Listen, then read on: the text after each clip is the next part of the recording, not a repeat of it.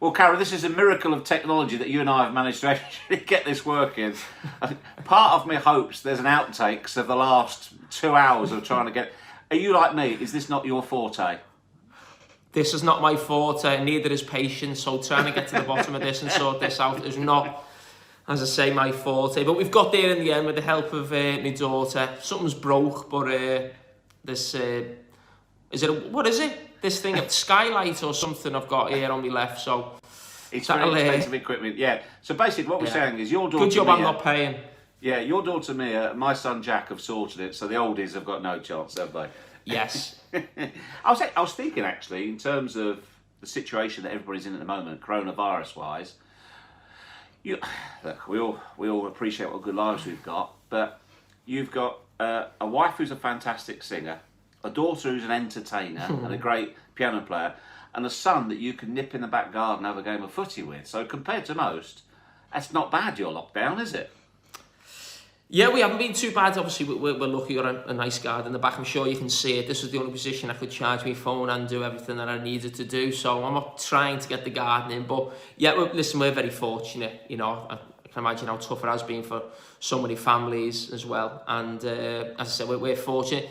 I had a nice family time together. You don't have it too often now. And I think all of us now are so busy at different times. So it is nice to almost have a reset, if you like, with your family, and make sure that they try and use this time as well as they possibly can be. It's a difficult time for everyone at this moment. We're quite fortunate; it hasn't really affected us. So, as I said, trying to use the time as good as we can. Well, I used some of my time yesterday to catch up with your buddy Genev, and I felt the nation could do with a bit of humour, a bit of lightheartedness. So I thought the best thing to do to cheer everybody up was to ask him about his time at Valencia, because I know that always makes you chuckle. But actually, I mean, it'll be going up later today. You'll be able to see it. Really, really interesting. Brutally honest. Talked about the mistakes he made.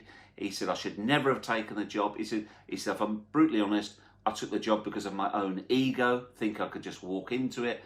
And it was just a litany of mistake, the way and he was saying things that, again, you know him as well as I do, saying things like, I wasn't direct enough, wasn't decisive in decision. It was a complete personality change, and he said he would never ever become a manager again.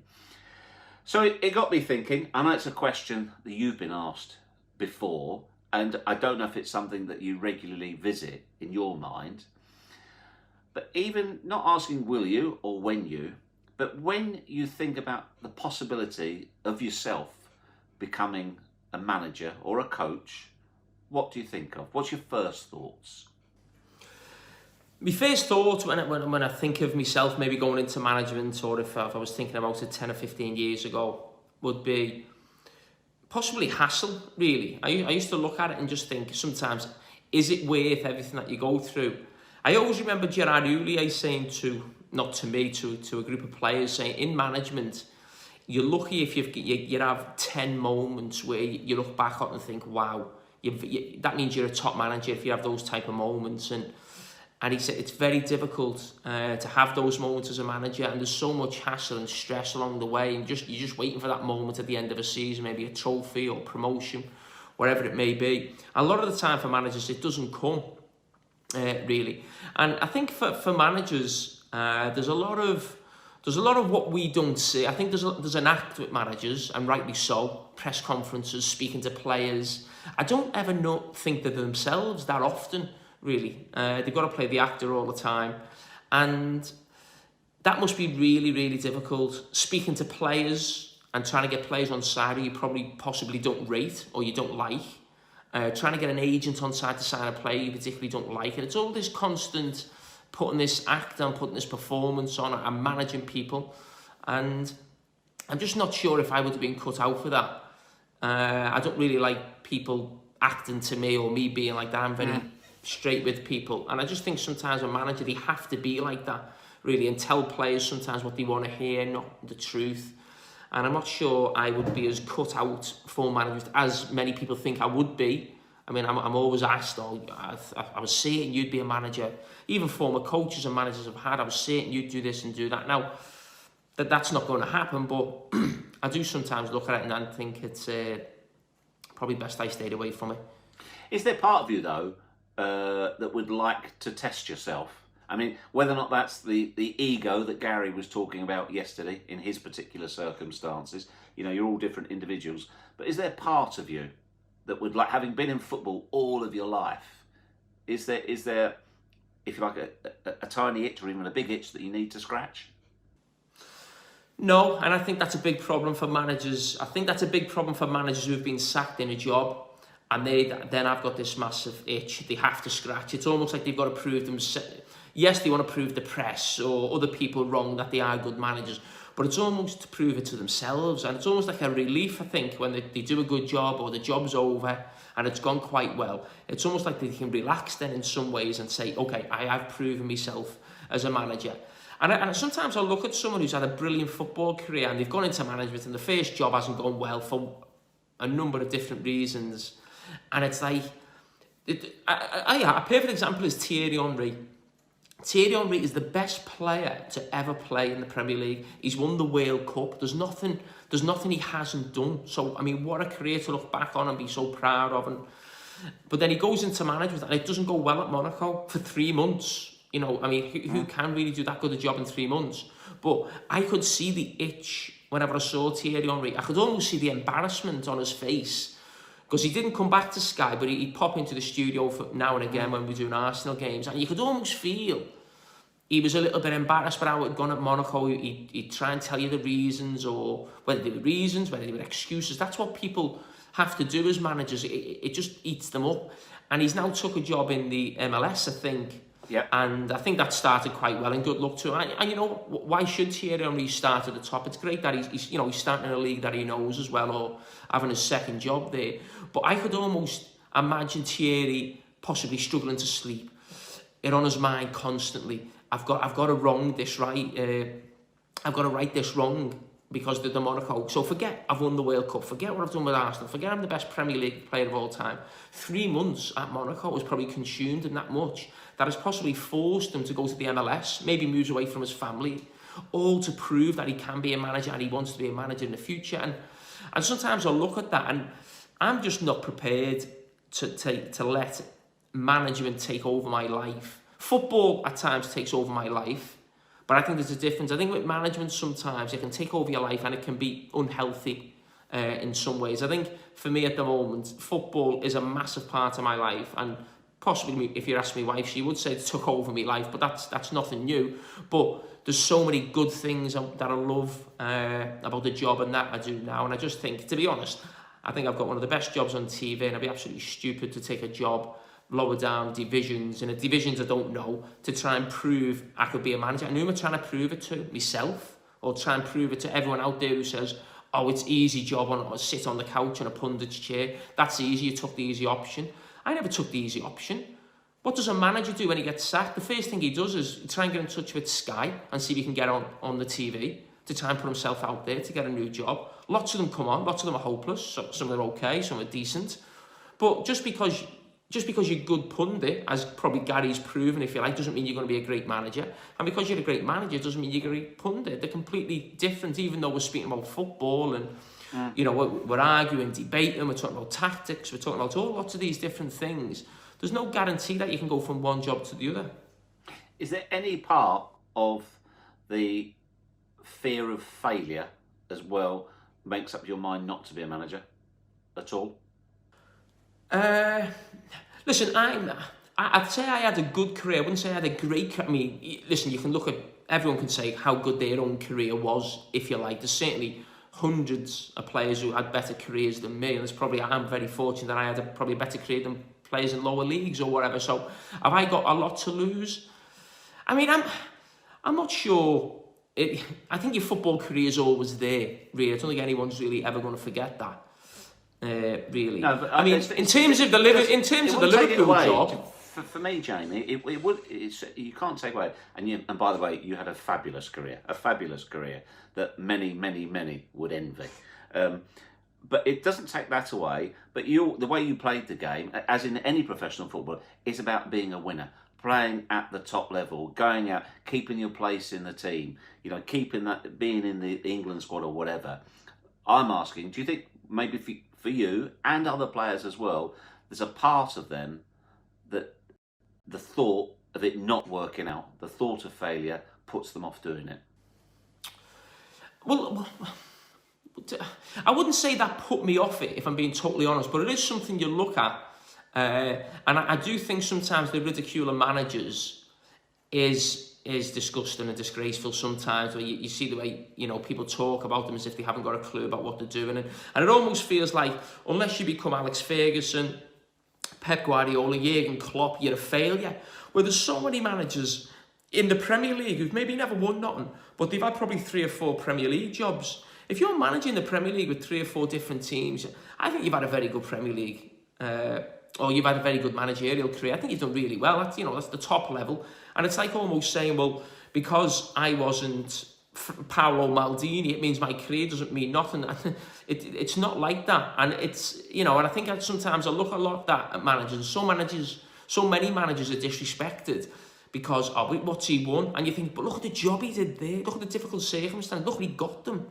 And I think sometimes that is forgotten and dismissed a little bit when we talk about managers, really. But in terms of fear of failure, I had a big fear of failure as a player, and that's what drove me on. I do worry if I became a manager that I would have that fear of failure again, that would drive me to make me a better manager and maybe make me successful. But you're also worried about what it would do to my life and the people around me at times, because I could really get emotional about football. I still do, but as a player, when it really means something to you, being at my own club all that time. But I suppose if I went to Liverpool, I'm not quite in any capacity, and you'd have that emotion involved. Sometimes when the results go against you, it's very difficult to handle. Do you think age is possibly a factor as well, in that to be a top athlete, you have to be selfish? Selfish is maybe the wrong one, but you have to make decisions based around you and your peak performance for as long as possible. So there were times where your family didn't see you, or you had to put yourself first. So I think there's also a part of it, you think you owe your family some of your time because you missed so much whilst you were a pro. I think that's definitely something when you first finish. I think the family almost get a little bit excited and think, we can do this and that, and we can go on longer holidays, or we can go away at Christmas. And don't get me wrong, for the first couple of years, that's great, but you get back into routine, and routine for most people is, you get up and you've got somewhere to go. So now mine is now Sky. You're still dropping the kids off at school, or football, or dance. My wife's got interior stuff, so the whole world doesn't sort of stop because I stopped playing football. And it's like, we've got this fantastic life. I mean, I think some players do that, where they almost retire at 35, 36, and they go away for 4 or 5 years, and before you know, at the back, you can't live like that. That's not life, really. So listen, don't get me wrong, at the start there's things to enjoy that you can, but eventually you get back into, the rhythm of your life and how it goes. And after a while, the family have had enough of you as well, so they want you out as well. What do you make of, what does it tell us, if you think about your contemporaries, probably more from England than at club level, that have become managers, and those that haven't, the numbers that have stayed in the game, and the ones that have become managers? The obvious example, obviously, is Steven Gerrard, and then Frank Lampard, and then you go further down the list. You think of your England colleagues as well. Ashley Cole is involved in coaching at Chelsea now. JT is at Villa as well. Scholesy managed at Oldham. It's quite a high number that have had some involvement, isn't it? There is, because, what else are you going to do? People always talk about to players, are you going to be a manager? And a lot of players say, no, can't be bothered with the hassle. And I think they get to the end of their career and they start thinking, what am I going to do? I was actually the opposite. If you'd have asked me in my 20s, if we were a group of players, whether with England or Liverpool, I'd have said, yeah, I'll be a manager. And I was more the other way. As I got closer to finishing, I started looking maybe more at the pitfalls of it and what other options maybe I had. I think a lot of players fall into coaching who you'd never really think didn't seem that obsessed with the game when they were players. I think some people go into it now as well because they don't feel like they've got the most out of their own football career, and they almost want to do the opposite in the coaching career, so they're a lot more dedicated and professional when they're on the management side or the coaching. side of it now. I mean, those players will have their, their own reasons. I mean, I think a lot of the top players, and I think who've gone into it, and maybe me as well, are we prepared to go through the apprenticeship of the real lower leagues, the ups and downs of it, and then come out the other side? And I say this a lot now about Stevie and Frank management, maybe John Terry eventually at some stages. I think players of our generation, if we're being totally honest, they probably want a crack at management to see if they're good at it, if they enjoy it, but they want it to be at a certain level. They're not prepared to go down to a certain level, really. Because number one, you don't know the teams, you don't know the players, you never played there. So you're going into management and putting your reputation at risk at a level that you've never ever played at, really. So I think, speaking to Stevie, he just wants to have a go at management. He doesn't want to be a manager for like the next 30, 40 years. He just wants to sort of have a go at it, have a crack at it, see where it takes him and see how it goes. But that is a big thing as well, really. Going down to levels that you don't know. And then people are talking about Steven Gerrard or Lampard or myself or Scholes, Neville, going down to the second division, and you're getting judged as a manager. And I'd be thinking, well, why would I do that? Who's me number two at that level? I don't know anyone at that level. I've never played there. I don't know what system I should play. Should I change my philosophy down there? Should I go more direct? How do you get out of that division? So you are putting yourself out there, really. And certainly in situations that probably you're not that comfortable with in terms of experience. When I know you've been to see Stevie a few times, and you're still very close to him. You speak to him a lot. When he has told you about managing, has anything that he has said surprised you at all, or has managing sounded exactly how you imagine it would be from what he's told you? To be honest, I don't really get really deep into pushing him on certain questions about management, because I don't sort of phone him after a bad result, and I text him. He had a bad result a couple of weeks ago, and I sent him a text, and he sent me one back because I know how he'd feel, and we've both been there as players together when things haven't gone well at Liverpool, and it really hurts you. I'm sure obviously it'd probably be worse now as a manager, but I always remember a story when I first tried punditry, which was in a summer tournament in 2012, and Roy Keane, who's now with us on Sky Sports, was there. Gareth Southgate was there, Roberto Martinez and Gordon Strachan. So they'd all been managers, and obviously I hadn't. And away from the camera, when you were just socialising, the amount of horror stories they tell you about management, and they'd be laughing and joking about them, but I had to put up with this, I had to do this, and then I'd just say to them, but would you go back into manager? They all said yeah, straight away. And I was like, why? No one's told me a good story yet. Every story you tell is a bad one, or a nightmare with a player, or an agent, or an owner, or this club or that club. And Roy Keane described it best to me. He said it's like a night out. He said when you go out on a Saturday night and you wake up Sunday morning, the first thing you say, we all say, I'm never going out again, never again. He said, you get to next week and you're out, aren't you? And you go again. And it's just, that's the way management is. And when people say it's like a drug, that's probably what it is, I suppose. You have that bad experience, it absolutely batters you to submission, but then eventually you just come round again, you get that energy back, you get that belief back, and that love of football again, and then these managers will have another go. Do you think it's harder now to be a manager now than it was, say, than when you were a player? It's interesting, that one, because I think there's more attention now with social media and fans, and I think whether you like social media or not, I think people at clubs read it, whether owners, CEOs, press people, they are aware of what goes on and how the sports are feeling. So I don't think that's easier. It does feel like there's a lot more of a support staff at clubs now too. Not so much to look after the manager, but almost the manager can delegate a lot more things now. And I think we've finally got to the stage where everyone in this country accepts that the manager is just the coach or the manager of that team. It's not running the whole club. I think those days are gone. I think that's and that's right. I think it's the right way to go as a country. So I think possibly the job is a lot easier in that way. But in terms of the scrutiny, it's only ever get worse, isn't it? With we have more games on, the press, I said, social media. So they are under scrutiny even more, I'd say, managers. What do you think now is the key to being? I know the most obvious answer is results, but to get those results, for you, what is the key to being a good manager at the top level? I think when you have a set of players who believe in the manager, where does that belief come from? It comes from the manager and that almost love of the manager. No, even the greatest managers, Alex Ferguson, I don't think everyone in that dressing room loved him, really, because he's got to upset certain people. But when I always look at the top ones and I think of Ferguson, we'll look at Pep Guardiola now and Jurgen Klopp, I think the players are scared of them, but also love them at the same time. And just waving to me. She just sneak past. And I think there's definitely something in that where I look at what Liverpool have got now with Jurgen Klopp. And I mean, you speak to a lot of managers and players now, and they always talk about dealing with players now, the management side of things, as opposed to maybe the setup or the coaching.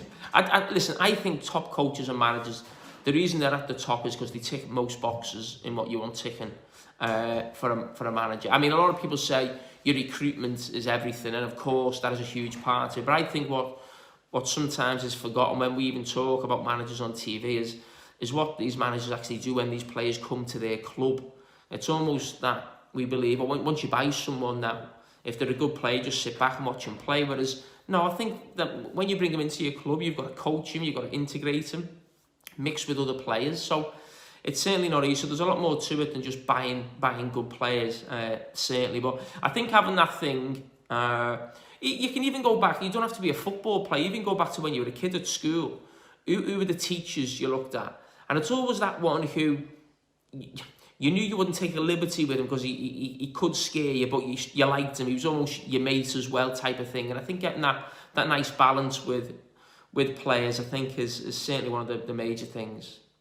You're bound to have asked yourself this question at some point. In the days when you thought you might be a manager, or you're still in your 20s as a player, who would you like to have been like? Well, I can only go off my experiences as a player. And I would say, what I would say is in the last 20, 30 years, the two best managers or most successful managers, let's take Ferguson out of it. And if you look at sort of Pep Guardiola and Jose Mourinho, and it's almost been a contrast in styles, if you like. Now, I'm saying if I was a manager, I'd be more Jose Mourinho than Pep Guardiola. And that's because of the upbringing I had, really, and how I saw football. I couldn't go onto a training pitch and try and coach Barcelona-type football. I wasn't brought up on that as a kid. Certainly at Liverpool, yeah, we tried to play good football, but it was also about using your brain and not taking chances. And maybe the game has evolved and it's got more expansive. And I think if you went into coaching and management, you'd have to almost coach and try and become that. But for me, when I was playing football was always more about the result than the performance. Whereas now, sometimes I think even managers, even supporters now, you have to get the result and performance to keep so many people happy. But no, I was always about results as a player. That was the most important thing to me. So if you had the choice, who would you rather have played for, Pep or Jose? Probably Jose. I would say, listen, I mean, how can you choose something like that? But I think when that thing of Mourinho, he's got that sort of, and I think Pep's got it as well, of course he has, but that real aggression to get a win and, almost win at all costs without trying to cross the line. But I think Jose certainly had, he's got that. He's had that, certainly when he was in his pomp when he first come to Chelsea. That was probably, and they were probably more the type of managers I had. You think of Gerard Houllier and Rafa Benitez, those influences, really. So they were those type of managers, really. It was always about making sure we were solid, we were aggressive, we were powerful, and we'd done anything we could to win. Do you remember, I don't know how close it was to happening, do you remember the rumours of Jose going to Liverpool at the time? That was before Rafa came, wasn't it? Yeah. That was, I can tell you probably a decent story about that. I mean, Gerard Houllier had lost his job, and Rick Parry, I think, had interviewed Rafa Benitez at some stage, and he was just keeping the senior players informed, if you like, where they were up to. And he did say, mention Jose Mourinho, And we didn't know I knew much more about Rafa Benitez because of the Spanish league and what he'd done in La Liga, and it looked like that was down the road anyway, the Rafa one. But I think the feeling was that Jose Mourinho couldn't be a Liverpool manager in some ways, but possibly because of the way he probably conducted himself at times. And I think even that running down the line, even though it was great at Old Trafford, I think the feeling was maybe at the club, maybe from certain players as well, that's not the Liverpool way of doing things, that you couldn't go something like that. So I always thought we'd go for Rafa with him being a little bit more, standoffish, if you like. Yeah. Reserved's the word I'm looking for. But yeah, I think the feeling was that Jose possibly would always find it difficult to manage Liverpool, whether he wanted to or not at that stage. But we did hear that he was a huge Liverpool fan as a kid. So whether that would have come into it or the Romans millions made a difference, I'm not sure. And funny enough as well, if you think about that, was Liverpool's outlook at the time, the more reserved character. Yet now you've got one of the most charismatic managers in the game, who's not afraid to show his feelings, who's certainly happy to run down the touchline on the pitch after the game afterwards. Just shows our times have changed. Just shows our times have changed. Maybe we should have got Jose. Well, you never know. You never know. I mean, also as well, when people talk about your when you were young, how obsessed you were with football, always reminds me. I'll never forget. Somebody told me. I came up to an interview with you for Sky. You're obviously still a player at Melwood. I remember saying to him, I said, "Is it true that you on a Sunday?" You watch goals on Sunday, then you watch the Championship game, you watch both Premier League games back to back, you watch the Italian, and then you watch Spanish. And you went, no, that's not true, that's not true. I don't always watch the Spanish. Because you were like a sponge, weren't you?